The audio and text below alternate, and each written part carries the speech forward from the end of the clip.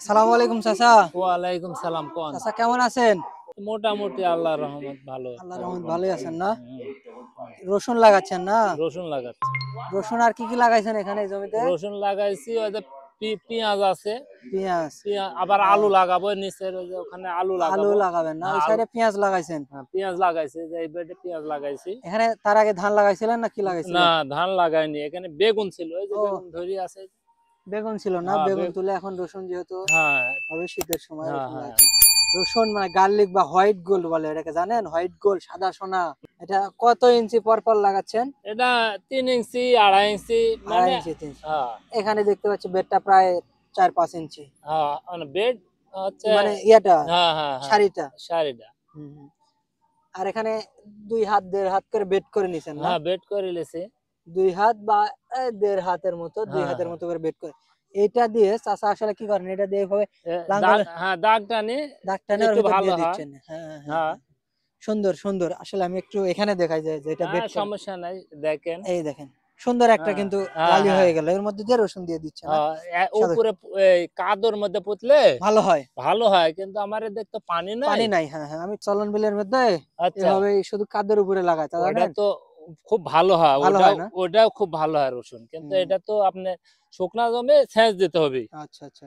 এটা সার দিছি, গোবরের সার দিছি আগে। সার কি সার দিছেন? এটা টিএসপি দিছি, হ্যাঁ। পটাশ দিছি, আর আপনার গোবরের সার দিছি। গোবর সার, হ্যাঁ, জৈব গোবরের সার। সারটা বেশি দিছি। হ্যাঁ। মেলা গোবরের সার দেওয়া আছে। হ্যাঁ, তাহলে ভালো হবে গোবর সার। আসলে গোবর আমাদের সার মানে। জৈব সারের পর্যাপ্ত পরিমাণে হ্যাঁ, অভাব হুম আমাদের হুম হুম। বর্তমানে সব জমিতে। না, আমার গরু আছে তো, 2টা গাভী কয়টা আছে। গরু আছে? 2টা গাভী আছে। এ হ্যাঁ, হ্যাঁ। প্রচন্ড আমার জৈব সার আছে, জৈব সার, সমস্যা হ্যাঁ। নেই। আমি জৈব সারই বেশি দিই, যে ঘাস করেছি হ্যাঁ, হ্যাঁ। গরুর জন্য, ওখানেও দেব। ওখানেও দিবেন না? সার দেবো, হ্যাঁ জৈব সার দেব। কি ঘাস করছেন ওইটা? ঘাসের ওটা নাম জানেন? লিপিয়ার কয় না, হ্যাঁ, হ্যাঁ, নেপিয়ার। নেপিয়ার কয়, আচ্ছা। ওটাই করেছি। আর এখন ওই আরো ঘাসের উন্নত মানের আছে। আপনার হ্যাঁ হচ্ছে গুয়েতেমালা ঘাস, ওটা খাওয়া যায়। ওটার রস হয় জানেন? অনেক ক্যালসিয়াম সমৃদ্ধ একটা ঘাস। ওটা ওটা চাষ করবেন। ওটা তো পাচ্ছি নি। আপনি হচ্ছে ওটা কোথ যাব আনতে, আমি তো এখানে এই যে উন্নত রায়হান স্যার আছে না, সাজদার স্যার, আমরা চেষ্টা করব। বছরে বুঝলেন, হ্যাঁ। বছরে 3-4 হাজার টাকা রসুন কিনা লাগে।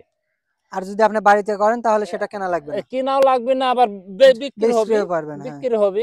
বিক্রিও করতে এইটুক পারবেন। জায়গার রসুন বিছন রাখার পর খাওয়ার পরেও, বেচা যাবে, খাওয়া যাবে। হ্যাঁ, হ্যাঁ, হ্যাঁ, হ্যাঁ। বহুত উপকার নিজে করলে। আচ্ছা।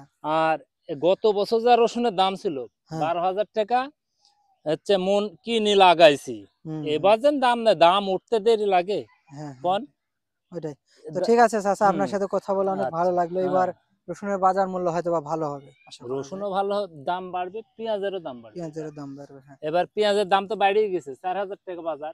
হ্যাঁ, হ্যাঁ। তাহলে দাম তো বাড়িয়ে গেছে। ঠিক আর আছে। সামনে চাচা ভালো থাকেন। দেখা আচ্ছা হবে আচ্ছা আবার আচ্ছা আচ্ছা ইনশাআল্লাহ। আচ্ছা আচ্ছা। আচ্ছা। আসসালামু আলাইকুম। কৃষির ডায়েরি 360 চ্যানেলটি এখনই সাবস্ক্রাইব করে আমাদের সাথেই থাকুন।